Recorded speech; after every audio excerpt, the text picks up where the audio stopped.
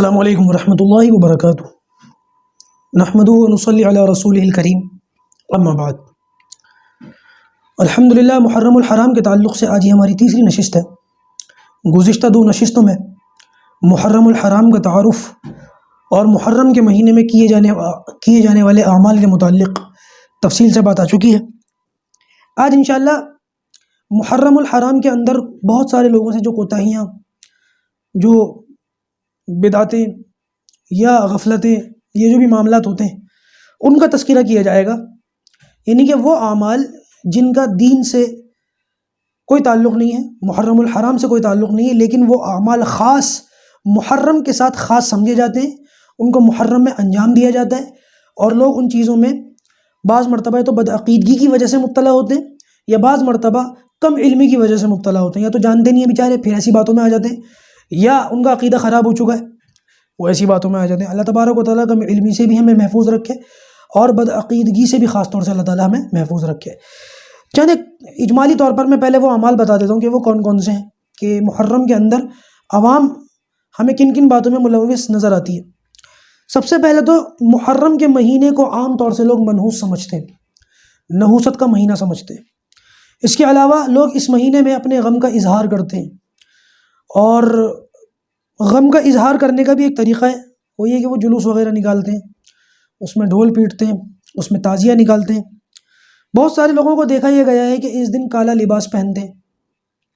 اور بہت سارے لوگوں کو یہ بھی دیکھا گیا ہے کہ وہ اس مہینے میں نکاح نہیں کرتے، اس مہینے میں نکاح کرنے کو بڑا غلط سمجھتے ہیں۔ اس کے علاوہ اور بھی کچھ چیزیں جو دیکھی گئی ہیں وہ یہ کہ کاروبار وغیرہ بند رکھا جاتا ہے، خاص طور سے عاشورہ کے دن تو زبردستی چھٹی کی جاتی ہے، اور اس کے علاوہ دیکھا یہ جاتا ہے کہ اس میں محرم کے مہینے میں خاص طور سے عاشورہ والے دن شربت وغیرہ کی سبیلیں لگائی جاتی ہیں، وہ بانٹا جاتا ہے۔ کچھ لوگ اس دن کھچڑا بناتے ہیں اور حلیم بناتے ہیں۔ کچھ لوگ جو ہیں وہ اس 10 عاشورہ کے دن کو گرم دن سمجھتے ہیں، اور اس قسم کی بہت ساری باتیں ہیں۔ ان میں سے کچھ باتیں ایسی ہیں جن کا ذکر پچھلی 2 نشستوں میں یا کل کی نشست میں آ گیا ہے، کچھ باتیں ایسی ہیں جن پر آج ہم گفتگو کریں گے۔ سب سے پہلے یہ بات یاد رکھیں کہ جو لوگ اس کو منحوس سمجھتے ہیں، نحوست کا مہینہ سمجھتے ہیں، ان لوگوں کو بتا دوں کہ محرم حرمت والا مہینہ ہے، منحوس نہیں ہے۔ حرمت یعنی کہ عظمت والا ہے، احترام والا ہے، یہ اللہ کا مہینہ ہے، اللہ کا مہینہ ہے۔ اللہ تبارک و تعالیٰ نے اس کو اپنا مہینہ قرار دیا ہے۔ اب آپ اندازہ لگا، جیسے میں نے کل بتایا تھا نا کہ رمضان کے بعد سب سے افضل روزہ رکھنے کے اعتبار سے اگر کوئی مہینہ ہے تو وہ محرم کا۔ اس کی وجہ یہی ہے کہ اللہ تبارک و تعالیٰ نے محرم کی نسبت اپنی طرف کی ہے، اور روزے کا جو جتنی عبادتیں ہیں اس میں روزہ ہی ایسا جس کے بارے میں اللہ تعالیٰ نے فرمایا اس کا بدلہ میں خود ہوں۔ تو یہ مہینہ اللہ تعالیٰ کا، اور یہ روزے کی عبادت یہ بھی خاص اللہ تعالیٰ کی۔ تو اب اس سے اندازہ لگا لیں کہ اس مہینے میں روزے کا کتنا بڑا جو ہے معاملہ ہوگا۔ بہرحال عرض یہ کر رہا تھا کہ اللہ تبارک و تعالیٰ کی بنائی ہوئی چیزوں میں، وقتوں میں، گھڑیوں میں، سال اور مہینوں میں یا جگہوں میں جو بھی چیزیں اللہ تعالیٰ نے کریٹ کی ہیں، جو بھی اس کی کریشنز ہیں، ان سب کے اندر ایسا تو ہو سکتا ہے کہ کسی چیز کو اللہ تعالیٰ نے بابرکت بنایا ہو اور عظمت والا بنایا ہو اور اس کا درجہ اونچا رکھا ہو اور اس وقت میں برکت رکھی ہو، لیکن ایسا کہیں بھی نہیں ہے کہ کسی چیز میں اللہ تعالیٰ نے منحوسیت رکھی ہو، کسی چیز میں نحوست رکھی ہو، کسی چیز کے اندر کوئی غم کا معاملہ رکھا ہو، ایسا کہیں پر بھی نہیں ہے، نہ کسی وقت کے ساتھ، نہ کسی چیز کے ساتھ، نہ کسی جگہ کے ساتھ۔ یہ صرف لوگوں کی اپنی چلائی ہوئی باتیں ہیں۔ بات دراصل یہ ہے کہ آپ اس بات کا اندازہ اس سے بھی لگا لیں کہ اگر ہم یہ کہتے ہیں کہ محرم کا مہینہ، معاذ اللہ محرم کا مہینہ جو ہے یہ منحوس ہے، اب عام لوگوں سے پوچھ لیجیے جو اس چیز میں مبتلا ہوتے ہیں، ملوث ہوتے ہیں، ان سے پوچھ لیجیے کیوں منحوس ہے، تو وہ کہیں گے اس میں جو ہے نا کربلا کے میدان میں حضرت حسین رضی اللہ تعالیٰ عنہ کو شہید کیا گیا تھا۔ بتاؤ کیا لاجک دیا گیا ہے؟ حضرت حسین رضی اللہ تعالیٰ عنہ اگر شہید ہوئے ہیں تو شہادت کا مرتبہ تو بہت اونچا ہے، بڑے فضائل ہیں شہید کے، ابھی میں اس پر بھی آؤں گا کہ کیا فضائل ہیں اور کیا معاملات ہیں۔ لیکن اگر کسی کو شہادت کا درجہ مل جائے تو نبیوں اور صدیقوں کے بعد سب سے بڑا درجہ شہادت کا ہے۔ آپ اس سے اندازہ لگائیں کہ کتنا اونچا مرتبہ ہے۔ اب اگر آپ یہ کہتے ہیں کہ شہادت کی وجہ سے یہ مہینہ منحوس ہے، تو اس کا مطلب یہ ہے کہ آپ لوگوں میں یہ بتا رہے ہیں کہ شہادت کوئی بری چیز ہے، علمان الحفیظ، حالانکہ شہادت کوئی بری چیز نہیں ہے۔ نبی کریم صلی اللہ علیہ وسلم نے تو اس شہادت کے درجے کے لیے اللہ تبارک و تعالیٰ سے دعا فرمائی، یا اللہ کاش میں تیرے راستے میں شہید کیے جاؤں، پھر اٹھایا جاؤں، پھر شہید کیے جاؤں، پھر اٹھایا جاؤں، پھر شہید کیے جاؤں۔ اس طریقے سے اللہ کے رسول صلی اللہ علیہ وسلم نے فرمایا۔ شہادت کوئی چھوٹی چیز ہے اور آپ اس کو غم کی چیز سمجھتے ہیں، آپ اس کو نحوست کی چیز سمجھتے ہیں۔ شہادت اور شہید جو ہے نا اس کا مقام بہت اونچا ہو جاتا ہے، کیونکہ شہادت کا درجہ بڑا تو شہید ہونے والے کا درجہ بھی وہ جو ہے بہت بڑا ہو جاتا ہے۔ کچھ ایک معاملات ہیں اللہ تعالیٰ کی طرف سے جو شہید کو دیے جاتے ہیں، کچھ ایک مقامات ہیں، کچھ ایک درجات ہیں جو شہید کو عطا کیے جاتے ہیں بہت سارے، میں ان میں سے چند ایک یہاں پر بتا دیتا ہوں۔ نمبر 1، شہید کو امتیازی خصوصیت حاصل ہو جاتی ہے اللہ تبارک و تعالیٰ کی طرف سے۔ دنیا سے جانے کے بعد عالم برزخ میں بہت سارے لوگ ہیں جو مر جاتے ہیں، لیکن جو شہید ہوتا ہے اس کی زندگی عام لوگوں کی زندگی سے، جو برزخ کی زندگی ہے اس سے تھوڑا اونچے مقام والی ہوتی ہے، تھوڑا امتیازی حیثیت والی ہوتی ہے۔ اللہ تبارک و تعالیٰ کا قرب اس کو نصیب ہوتا ہے،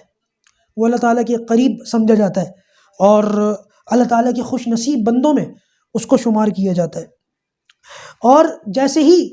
وہ اس دنیا سے جانے والا ہوتا ہے، اس کا خون جب زمین پہ گرتا ہے اللہ تبارک و تعالیٰ اس کی مغفرت فرما دیتے ہیں، اسی وقت اس کی بخشش فرما دیتے ہیں۔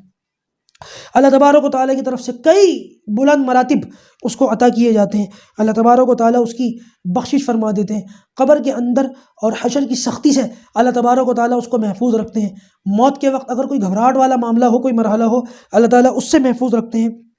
اس کے علاوہ اللہ تبارک و تعالیٰ اس بندے کو جنت دکھاتے ہیں، جنت میں اس کا وہ مقام اس کو دکھایا جاتا ہے جہاں پر اس کو جانا ہے۔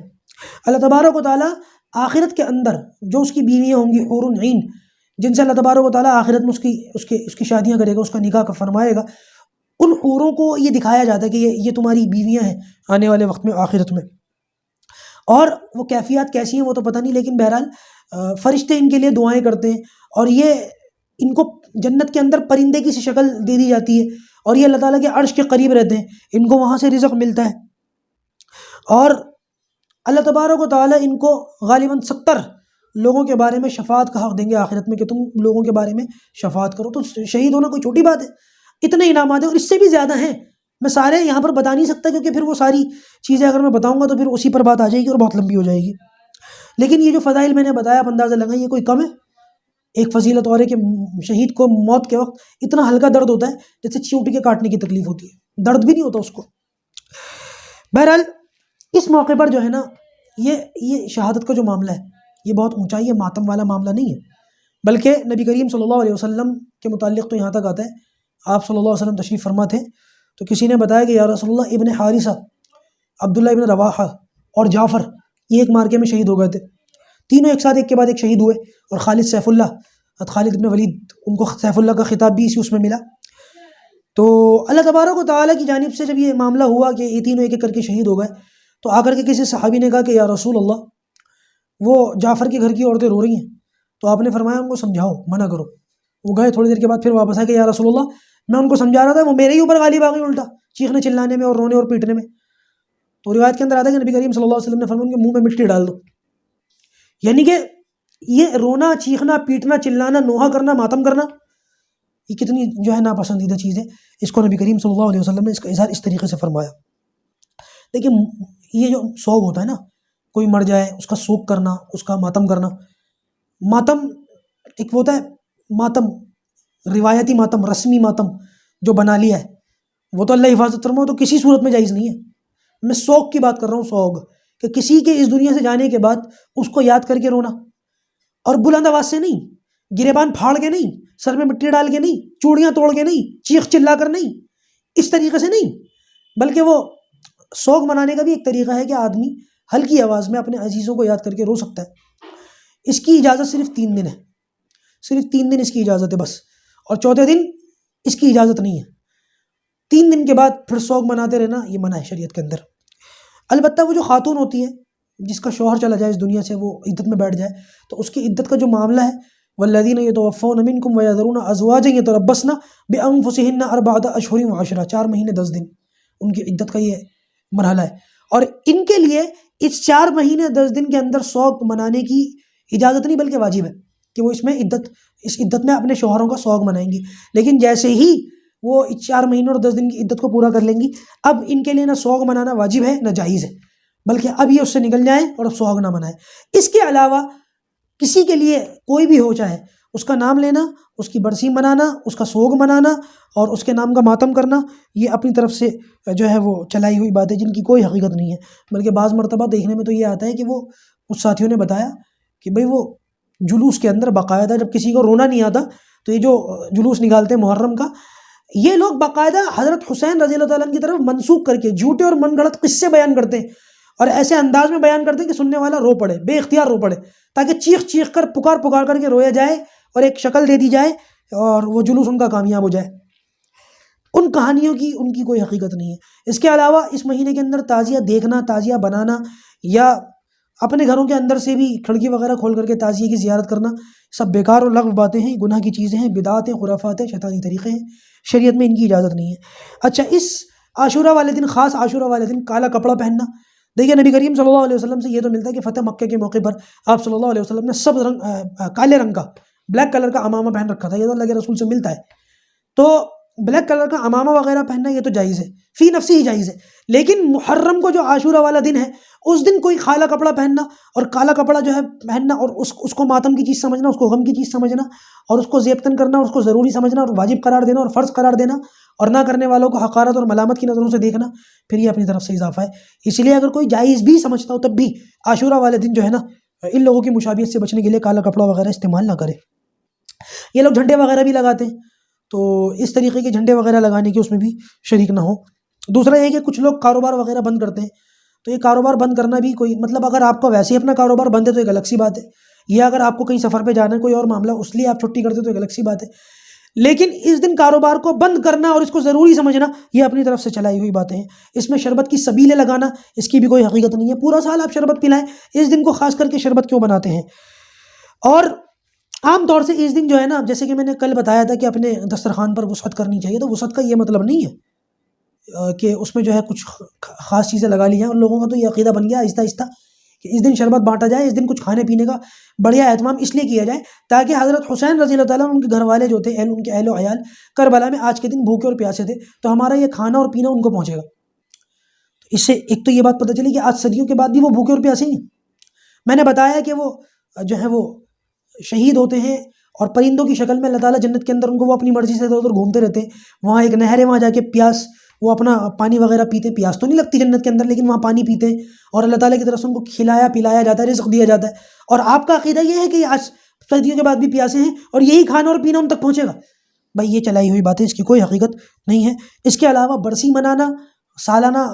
محرم کی 10 تاریخ بھی اسی میں آ گئی، ہر سال مناتے ہیں یہ لوگ، اور اس کے علاوہ جو ہے وہ